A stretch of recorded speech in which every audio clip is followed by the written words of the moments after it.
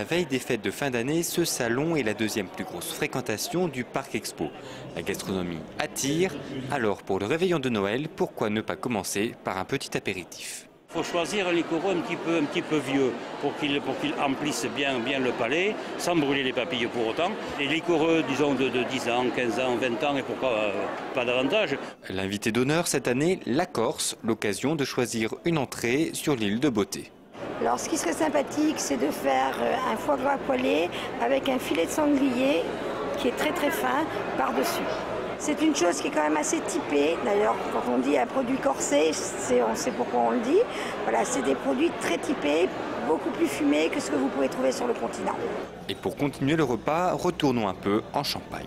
Un filet mignon de chevreuil au sabayon de Champagne. Le mignon, il est juste à poêler.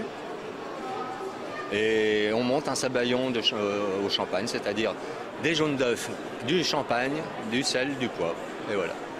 C'est une sauce émulsionnée. Ça se fait en 5 minutes. Enfin, peut-être 10 minutes pour certains novices, quoi. Autrement, en 5 minutes, c'est fait. Et à l'occasion de ce 12e trophée Pascal Café, pourquoi ne pas terminer sur une note chocolatée? Je vous propose un morceau de bûche ou une bûche. Ça dépend, je sais pas la famille, si la famille est grande ou pas grande. Mais il y a un beau choix de bûches, dont la bûche Maya, qui est une bûche pralinée, noisettes grillées, pistache. Et il y a autre chose dedans qui rappelle les Mayas.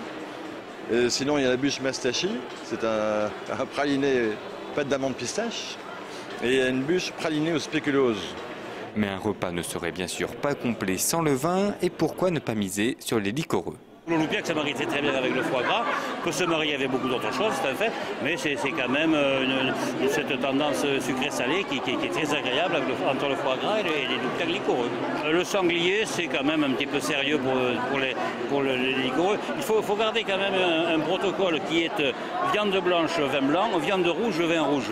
On dit que le blanc, le rouge en se mélangeant, c'est mauvais pour la santé, c'est pas vrai. C'est l'abus de mélange, c'est l'abus de mélange qui est mauvais pour la santé, ça s'arrête là, quoi. Pour le réveillon, si les mets savoureux sont fortement conseillés, attention à l'abus des bonnes choses.